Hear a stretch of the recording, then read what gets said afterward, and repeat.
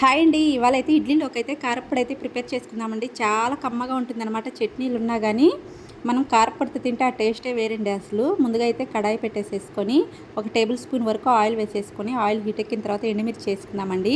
ఎండుమిర్చి వేసుకున్న తర్వాత స్టవ్ని అయితే లో ఫ్లేమ్లో పెట్టేసేసుకొని ఫ్రై చేసేసుకుందాము.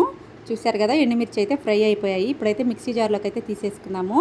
మిక్సీ జార్లోకి తీసేసుకొని ఇప్పుడు అదే కడాయిలో అయితే 2 స్పూన్లు పచ్చెనగపప్పు, 2 స్పూన్లు మినప్పప్పు, 1 స్పూను ధనియాలు యాడ్ చేసుకుందామండి. ధనియాలు కూడా వేసుకొని స్టవ్ని అయితే లో ఫ్లేమ్లోనే పెట్టుకోవాలండి. హై ఫ్లేమ్లో పెడితే మాడిపోతాయి అన్నమాట. ఇవన్నీ కూడాను లో ఫ్లేమ్లోనే బాగా రోస్ట్ చేసేసుకుందాము, గోల్డెన్ కలర్ వచ్చేంత వరకు. చాలా బాగుంటుందండి ఇడ్లీ, దోశలోకి, వడలోకి సూపర్గా ఉంటుందన్నమాట. 1 స్పూను జీలకర్ర యాడ్ చేసుకుందామండి. జీలకర్ర కూడా యాడ్ చేసుకొని మొత్తం అంతా మిక్స్ చేసేసుకొని ఒక 3 రెమ్మల కరివేపాకు కూడా వేసుకుందాము. మంచి స్మెల్ వస్తుందండి అసలు. కారప్పొడి అయితే కరివేపాకు, జీలకర్ర ఇవన్నీ వేసుకోవడం వల్ల స్మెల్ వస్తుంది, టేస్ట్ కూడా అంతే బాగుంటుందన్నమాట. ఇడ్లీలోకి నెయ్యి వేసుకొని తింటే ఆ టేస్టే వేరండి అసలు. మనకైతే 1 మంత్ వరకు అయితే నిల్వ ఉంటుందన్నమాట. బాక్స్లో వేసి పెట్టేసేసుకుంటే 1 మంత్ వరకు అయితే స్టోరేజ్ చేసుకోవచ్చండి.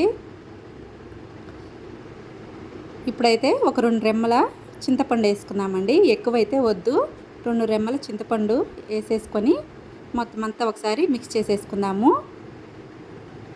చూసారు కదా, కలర్ అయితే చేంజ్ అయిపోయాయి.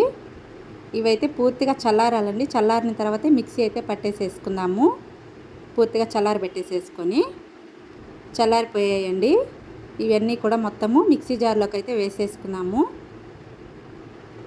మిక్సీ జార్లోకి వేసేసుకొని మరీ మెత్తగా వద్దు, బరగ్గా వద్దండి, మీడియంగా అయితే పట్టేసేసుకున్నాము. తగినంత సాల్టు, ఒక 10 రెమ్మలు వెల్లుల్లి రెబ్బలు అయితే వేసేసుకున్నాము. వెల్లుల్లి రెబ్బలు వేసేసుకొని ఈ విధంగా అయితే పట్టేసేసుకుందామండి. పట్టేసుకొని ఎయిర్ టైట్ బాక్స్లో అయితే వేసేసుకుందాము. మనకి 1 మంత్ వరకు అయితే స్టోర్ చేసుకోవచ్చండి. చూసారు కదా, ఈ విధంగా అయితే మనము స్టోర్ చేసి పెట్టేసేసుకోవచ్చు అప్పటికప్పుడు ఏదైనా టిఫిన్ చేసేసుకున్నప్పుడు. ఇప్పుడైతే ఇడ్లీలోకి అయితే చట్నీ చేసిన కారప్పొడి వేసుకొని తింటే ఆ టేస్టే వేరు అసలు. నెయ్యి వేసుకొని తింటే టేస్ట్ చాలా బాగుంటుందన్నమాట. ఒకసారి ఈ విధంగా అయితే ట్రై చేయండి. ఈ వీడియో మీకు ఎలా అనిపించిందో చిన్న కామెంట్ అయితే చేసేయండి. ఫస్ట్ టైం మన ఛానల్ ఎవరైనా చూస్తున్నట్టయితే ప్లీజ్ సబ్స్క్రైబ్ అయితే చేసుకోండి. చూసారు కదా, ఫైనల్ లుక్ అయితే ఇది. బాయ్ అండి.